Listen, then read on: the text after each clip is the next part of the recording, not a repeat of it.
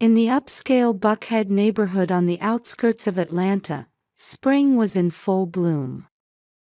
It had been a month since the Bryant family moved in, and the dogwood flowers swayed in the breeze of their garden while the pleasant sound of sprinklers drifted over from neighboring lawns. Mary Bryant still couldn't believe this new white two-story house was really theirs. "Lily, how do you like decorating your room? I see you've put up your Snoopy posters so nicely." Mary called out gently to her daughter, who had come downstairs during a break from her work-from-home schedule. Her desk was covered with interior color samples and material swatches. Though she was busy meeting deadlines for designing luxury apartment model rooms, being able to work from home as an interior coordinator was the greatest joy for her, as it allowed her to spend precious time with her daughter. "Yes. Having my own room is the best. I even made a corner for my dolls. Kate and Emma want to come over and play." 9-year-old Lily bounced excitedly toward her mother. With a band-aid on her knee and wearing her school uniform, she was every bit the active fourth grader. Having previously slept in a small room next to her parents' bedroom, having her own room in their new home was a great joy. Light pink wallpaper, white wooden furniture, and a bookshelf by the window filled with her favorite books, it was truly a space filled with a young girl's dreams. "Oh, that's right, when Dad gets home, he said he'll install your new bedside lamp." Mary said this while gently stroking her daughter's slightly bouncy brown hair.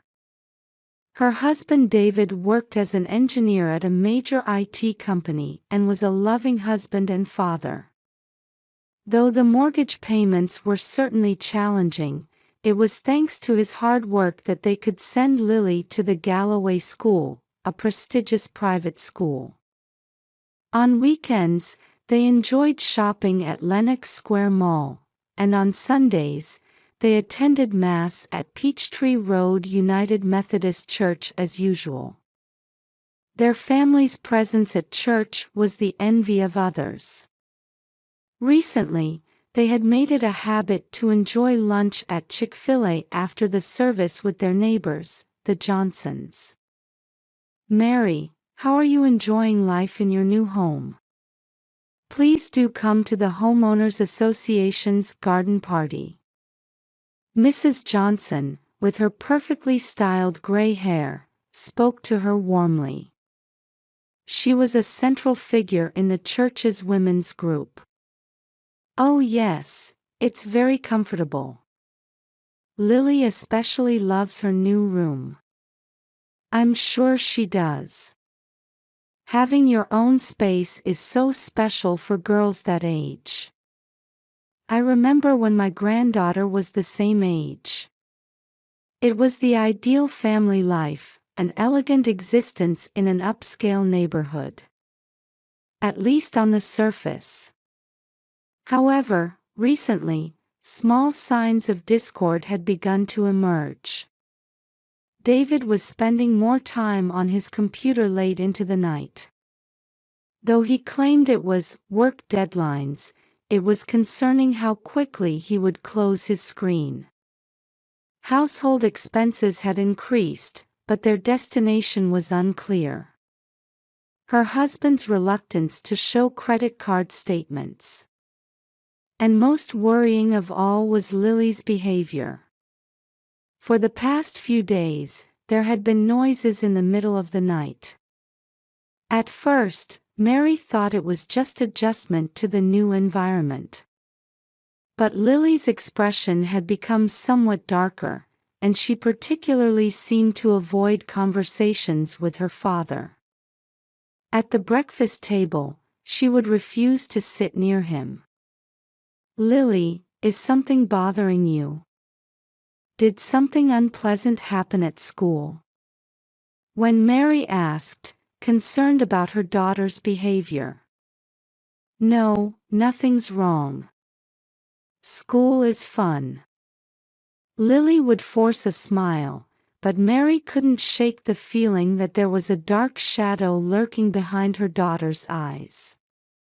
Her maternal instinct was warning her that something was wrong.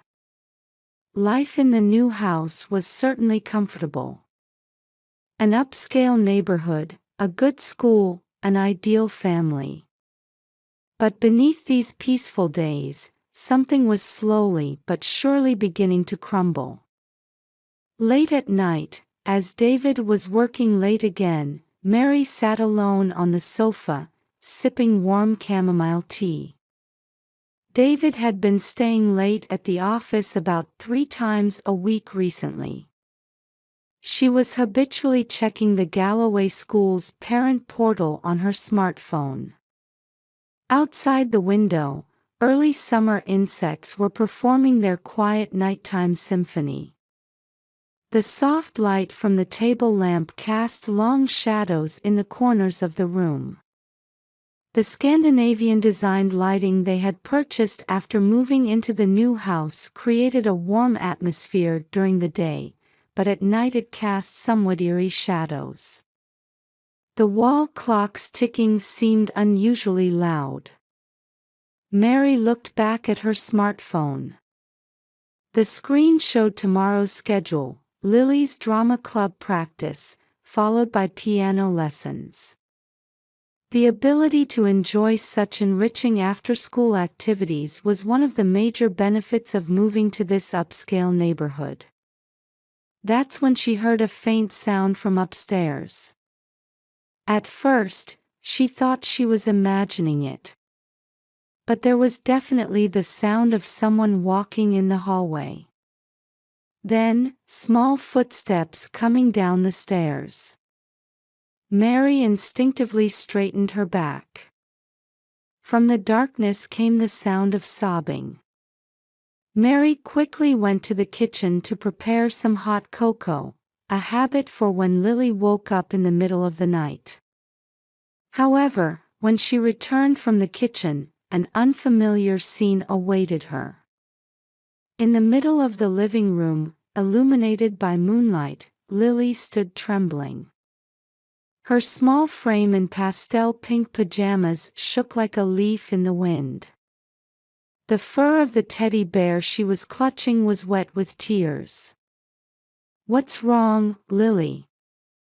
Did you have a bad dream?" Mary knelt beside her daughter and placed a hand on her shoulder. But Lily's trembling wouldn't stop. "Mom." A thin voice cut through the darkness. "I can't take it anymore." Lily's voice was trembling. Tears glistened in her eyes, reflecting the moonlight. "What's wrong? Lily, tell Mommy what's happening." Mary desperately tried to maintain her composure. However, her heart was pounding violently. Her maternal instinct was warning her that something terrible was happening. "Daddy. Daddy comes to my room every night." At those words, Mary's world froze for an instant. But she didn't change her expression. She couldn't frighten her daughter more. She desperately told herself this. "What do you mean, Daddy comes to your room?" "The cameras, while I'm sleeping." Lily's words were halting. She hugged her teddy bear even tighter. "Daddy, put small cameras in my room. I didn't notice at first. But I found them on Daddy's computer screen." In Mary's mind, all the recent unsettling feelings suddenly connected. The late-night computer work. The unusual expenses. The changes in Lily's behavior. "He's showing my sleeping face to other people on the internet. For money." Lily's voice trembled, but she gradually continued to string words together. I saw it on Daddy's computer. Lots of people were watching, paying money. Daddy said, "This is for the family." Tears flowed uncontrollably. He said if I told anyone, you would be sad. That I couldn't go to school anymore. Mary embraced Lily strongly but gently. Though anger and fear were swirling inside her chest, right now she had to think only about protecting her daughter. Lily, thank you for telling me. You haven't done anything wrong. Mommy will protect you. The daughter in her embrace gradually stopped trembling.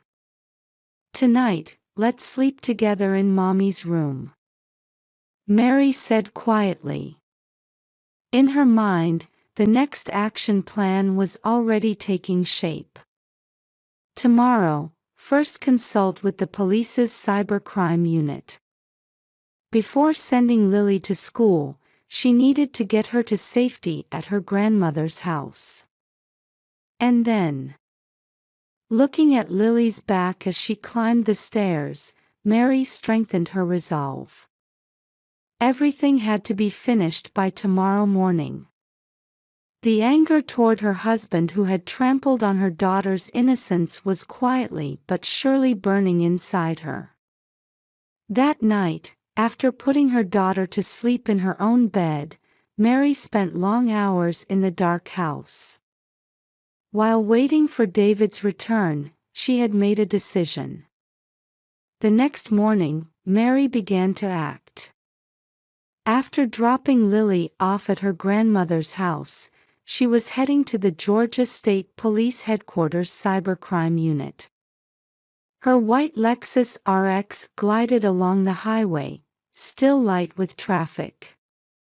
Mrs. Bryant, could you please tell us the details? In the cybercrime unit's interview room, Detective Margaret Williams spoke gently. In her mid-50s, she was a veteran with over 20 years of experience specializing in cyber crimes against children. My husband installed hidden cameras in my daughter's bedroom. Mary began her explanation with a trembling voice. While telling the previous night's events, her fingers unconsciously gripped the edge of her handbag tightly. Detective Williams quickly assessed the situation with experienced eyes. When the perpetrator is an IT company engineer, the risk of evidence destruction is extremely high. Immediate action was necessary. That afternoon, Mary was meeting with James Morrison, a security camera expert. A former FBI technical analyst, he now worked as a private security consultant. The latest IoT cameras are often disguised as common household appliances. Morrison continued his technical explanation. Pay particular attention to bedside and desk lamps. Tiny cameras can be hidden inside LED bulbs. Also, be wary of smoke detectors and air conditioning vents. Mary thought back to their life until yesterday. Indeed, David had replaced Lily's bedside lamp with a new one last week. He had explained it was the latest smart home compatible model, but Mrs. Bryant, let's use this. Morrison took out a small device. It's a hidden camera detector. It can detect radio waves to identify the presence of cameras. When they entered Lily's room, the device immediately showed a response. Bedside lamp, desk lamp, and the ceiling smoke detector. A total of 3 cameras had been installed. This is quite sophisticated equipment. Morrison frowned. These aren't just streaming cameras. The data is first encrypted and appears to be routed through different servers. This is professional work. Those words sent chills down Mary's spine. Her husband's actions were more planned and organized than she had thought. Simultaneously, the cybercrime unit team had begun tracking David's online activities. They discovered unusual patterns in cryptocurrency transactions. They also identified a streaming network that routed through multiple overseas servers. "Mrs. Bryant, we've made an important discovery." In the evening, Detective Williams called. "Your husband was part of a larger network. The FBI's cybercrime division is already involved." Mary held her breath. How deep did this darkness go? From what we currently know, there were viewers in at least 30 countries. Payments were primarily made in cryptocurrency, with estimated earnings of about $120,000 over the past 2 years. That night, Mary stayed with Lily at her grandmother's house. Her daughter had finished meeting with a specialist counselor and had finally fallen into peaceful sleep. "We'll get through this," Mary whispered to herself while watching Lily's sleeping face. At that moment, her smartphone vibrated. It was a call from the FBI. "Mrs. Bryant, we've uncovered new facts. It appears your husband began these activities to cover a $500,000 loss from failed investments. However," the investigator hesitated for a moment on the other end of the line. "There's something more serious. The network your husband belonged to included numerous other perpetrators and victims." Mary's grip on the phone tightened. The depth of this darkness far exceeded her imagination. The next morning, the FBI team was preparing for final evidence collection. David had gone to work as usual, and plans were in place to arrest him when he returned home. Mary was meeting with attorney Jennifer Parker. Detailed preparations were needed for divorce proceedings and Lily's custody issues. The top priority is Lily's emotional recovery. Parker continued her explanation, maintaining professional coolness while speaking kindly. "The court will certainly be on your side. We'll support you with everything we have." In the upscale Buckhead neighborhood, over a dozen unmarked black SUVs quietly assembled. Inside the vehicles, FBI Cybercrime Division elite agents were conducting final briefings. Radio communications quietly crossed the air. Special Agent Michael Rodriguez was confirming the final operation details. At 38, he specialized in taking down child-targeted cybercrime operations and had successfully dismantled 5 similar networks in the past 3 years. The suspect has advanced IT knowledge. Time required for remote data deletion is approximately 30 seconds. We can't give him more time than that from entry to securing him. Everyone understood the weight of those words. The front door was opened in an instant with special equipment, and fully armed agents stormed the house. In the master bedroom on the second floor, David was already awake. He reflexively reached for his laptop, but Charlie team entered through the window and secured him. Special equipment was immediately attached to the computer to prevent remote evidence destruction. "David Bryant, you are under arrest on charges of producing and transmitting child exploitation material and involvement in an international criminal organization." You have the right to remain silent. As the Miranda rights were being read, neighbors began gathering outside the house. Such events were unprecedented in this normally quiet upscale neighborhood. WSB-TV's news crew had already arrived on the scene. Yes, we're in the upscale Buckhead district of Atlanta. Just moments ago, a major operation by the FBI and Georgia State Police. By the time the first report aired on the morning news program, the incident had already become a major topic on social media. At the Atlanta Federal District Court, preliminary hearings were about to begin. Representatives from child protection organizations were present in the gallery. Defendant David James Bryant, step forward.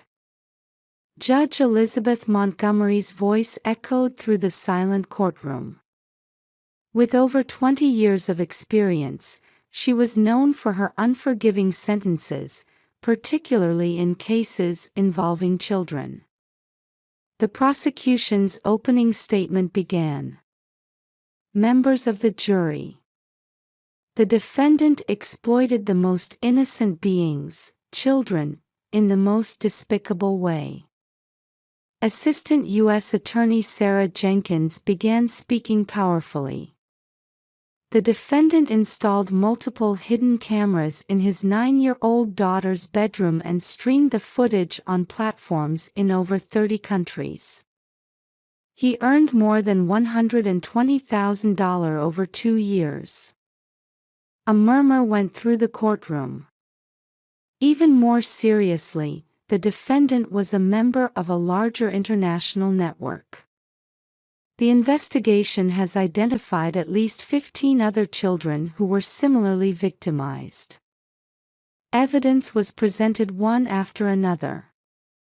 Encrypted streaming data, bank transaction records, and the most decisive evidence, detailed records found on David's computer. The defense argued that debt from failed investments was the motive and there was no violent element. However, the prosecution immediately countered. Psychological abuse can sometimes leave deeper scars than physical abuse. Expert testimony was also given. Dr. Catherine Brown, an authority in child psychology, took the witness stand. The trauma from such acts can have serious impacts on victims' personality development, particularly when the perpetrator is the biological father. The impact is immeasurable. The trial continued for 3 days. On the final day, Judge Montgomery delivered her sentence. Defendant David James Bryant. Your actions represent the most despicable form of child abuse. Exploiting your own child for financial gain while in a position of trust as a parent can never be forgiven. The courtroom fell silent. Therefore, this court sentences you as follows: 12 years imprisonment. No possibility of parole. $150,000 in restitution. 10 years of restricted internet use after release. Lifetime registration as a sex offender. The sound of the gavel echoed through the courtroom. After the sentencing, Mary made a brief statement to the press. We are beginning a new life. I want to use this experience to help protect other children from similar victimization. Her words were widely covered by national media. CNN, Fox News, and even NBC News ran various special features, drawing major attention to the social issue. Divorce proceedings were in their final stages, and sole custody of Lily was assured. On the car radio, news was playing about new legislation being debated regarding online child protection, sparked by this case. Tomorrow, a new life would begin with Lily. She let out a deep sigh while watching the Atlanta skyline painted in sunset colors. 1 year after the incident, in spring, in a quiet residential area of Savannah, 100 miles from Atlanta, Mary and Lily were living in a Victorian-style house that retained its 19th-century charm. In the garden, roses that Mary carefully tended were blooming gloriously, and on weekends, neighborhood children could be seen gathering to play. "Mom, look! I got the part in the audition." Lily burst through the front door excitedly waving a letter as soon as she returned from school. She had landed the role of Dorothy in the local children's theater group Savannah Kids Theater's spring production of The Wizard of Oz. "Congratulations, Lily." Mary hugged her daughter. Over the past year, Lily had gradually but surely regained her spirit. Though she still continues twice-weekly counseling sessions, according to Dr. Sarah Johnson, Lily's recovery has been remarkably fast. "You know, when I'm acting, I can just be myself. While pretending to be someone else, I feel like I can find my true self." Mary felt tears welling up at Lily's words. Acting was a new hobby suggested by her counselor. Now it had become Lily's emotional anchor. Meanwhile, at the Atlanta Federal Prison, David was participating in a rehabilitation program. He faced his crimes every day. "I hurt the one I should have protected most." His statements in group therapy always began with these words. He was also participating in rehabilitation programs using IT skills provided in the prison. He was trying to use those skills to protect children from cybercrime. Mary occasionally receives letters from David. Though most remain unopened and stored away, each one contains words of deep regret and apology. Maybe someday Lily will want to read these letters. I'll keep them until then. With this thought, Mary carefully stored the letters. Life in Savannah had become more fulfilling than expected. Mary had established a nonprofit organization called Safe Children Online, working to raise awareness about preventing online child exploitation. "I want to use our experience to prevent other families from experiencing similar tragedies." Her activities were gradually gaining attention across the country. CNN's feature, Digital Age Warriors, covered Mary's work in detail. "It's our responsibility as adults to protect children. Technology is a double-edged sword. Depending on how it's used, it can be either our greatest ally or our worst enemy." These words resonated with many viewers. On weekends, Mary held workshops for parents at the local First Baptist Church. Take an interest in your children's digital lives. However, building trust is important, not surveillance. Some participants came from as far as Texas and Florida.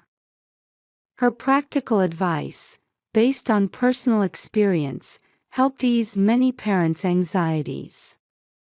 One day in June, Lily celebrated her 10th birthday. The garden party was attended by her school friends, theater companions, and many community members who had supported them. As singing filled the garden, Lily blew out her candles. Her face as she cut the cake showed no trace of the dark shadows from before. "Hey Mom, I've decided on my dream," Lily said while helping clean up after the party. "I want to be a counselor." I want to become someone who can help children who are suffering like I was." Mary stopped in her tracks. Her daughter's eyes showed strong determination. She was trying to transform her painful experience into strength to help others. Mary's chest swelled with pride in her daughter. Their new family photo showed Mary and Lily, along with the community members who supported them. It represented a new kind of family bond, one that went beyond blood relations. Their support activities continued to expand. Mary's organization had begun developing new applications to protect children's online safety in collaboration with IT companies. Additionally, their awareness programs were set to be implemented in schools nationwide.